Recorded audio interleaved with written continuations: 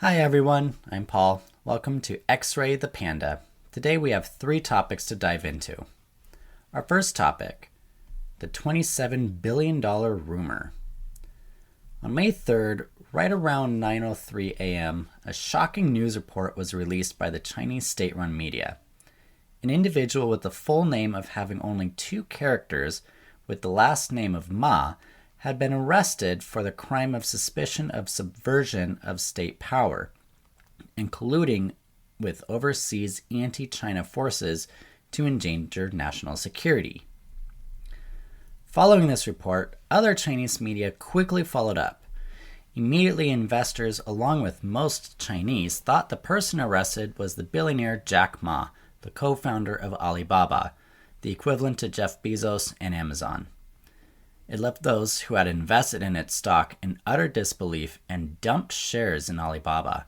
By 9:40, its stocks had eroded almost $27 billion its share value, a nearly 10% drop. What's more, a chain reaction occurred after that, as nearly all Chinese tech stocks more or less crashed by almost 6%. However, by 9:50, the state-run media secretly issued a report to clarify that the arrested individual's full name had 3 characters instead of 2 characters. After the clarification, Alibaba's shares recovered most of their losses, closing that day with a loss of just 2%. A Chinese saying, "A single word is worth 1,000 pieces of gold." This was no accident, as it's well known how careful the state-run media applies every single word in its script. Few could believe it was possible to be a mistake. So if it's not a mistake, then what was the secret agenda behind this fake news? There could be 3. First, and the most simple possibility, is to shift people's attention from the Shanghai COVID lockdown instead to the stock market, utilizing the celebrity charm like Jack Ma. A strategy like this is very common for the Chinese Communist Party, which has used it so many times and knows it so well, it could easily be managed. The second possibility, which is also the biggest agenda for the CCP, is to manipulate the stock market to get the short sell and make quick, large profit. Just within this half an hour, someone made tons of money, because no matter how much chaos the state-run media intentionally causes, they always take no responsibility or receive any penalty because they work and speak for the government. If it wasn't for some people's plan, the media wouldn't deliberately make a stupid mistake. The third possibility also covers money.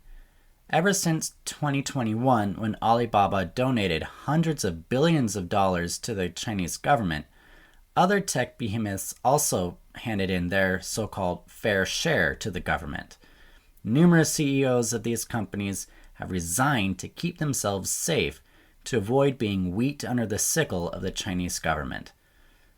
When those rich CEOs resigned and cashed out from the stock market, it caused private investors to dump their shares, which led to the stock market going down. A mistake like this can also be a pressure test, to make people think it was Jack Ma who was arrested, but was more sinister. A lesson to the rich to stop selling their stocks and fleeing with all the money. Because for the communist government, the party always thinks all the fortune belongs to them. Now it's one man who thinks he owns the entirety of China. Our second topic, the Shanghai Lockdown and suicides.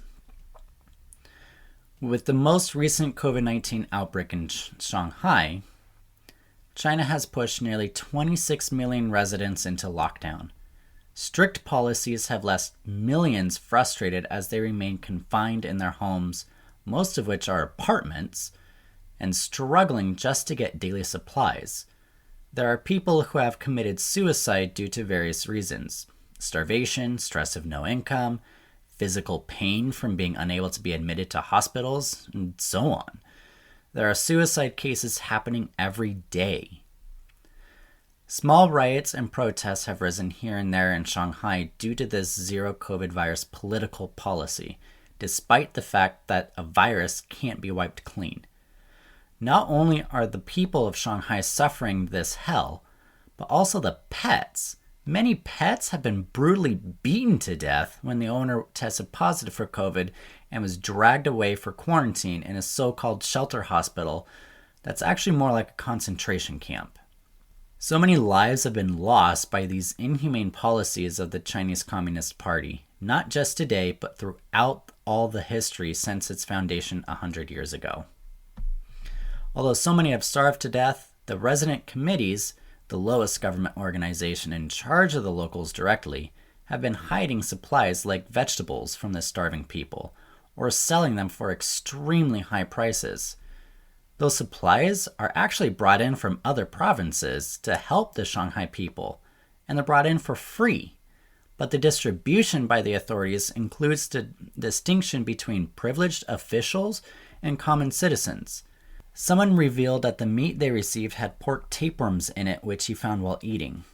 The amount of money being made by these officials holding these supplies has been revealed at the lowest level to be the equivalent of $15,000 a day.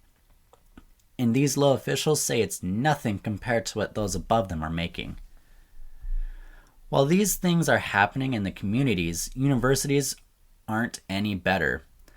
Tongji University, one of the top universities in China and located in Shanghai, in the name of precise control, just using the restroom, they need to have an appointment.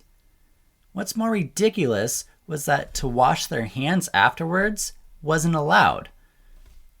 All because concerns of hand touching the faucet would spread the virus. During the nearly 2-month school lockdown, the students expressed it was like being in jail, and they couldn't tolerate it anymore. The news of a student committing suicide by jumping out a balcony didn't shock the students who had heard about this, as they claimed that they had thought about committing suicide themselves. Because they've been locked in such small dormitory rooms, no showers, forbidden to be out of the building, waiting in line just to brush their teeth and go to the bathroom. One person said, "It feels like I've committed some horrible crime that I've been punished like this. But at the same time, I don't know how to change this situation." But as schools are more seclusive environments, the outside barely could hear their sound before it was even locked down. A naive person might wonder if the government doesn't know what the people are going through. No, the government knows very clearly. But why would they insist on doing this? Because the government doesn't care about the citizens at all, as long as the individual's death has no impact on its political power and control. They have plenty of food themselves, and more income comes to their pockets from the suffering people, and those who suck up to the high positions will get promoted. The third topic we want to go through is what is called the run philosophy. That's right, guys, run philosophy. In order to avoid being picked up by censors, Chinese citizens were using a coded phrase to express their longing to migrate overseas on Weibo, which is the Chinese version of Twitter. The devastating lockdown in Shanghai, which is now spreading to Beijing and other major cities, has birthed a slew of new slang words and phrases, including run philosophy. As the Chinese government is determined to march forward with its zero COVID policy, Shanghai's residents find themselves enduring nearly a month-long lockdown, which they were promised would last only 4 to 5 days. Sound familiar? Just like what we had in America, doesn't it? Where we were told just 2 weeks, and in some places the lockdown lasted months.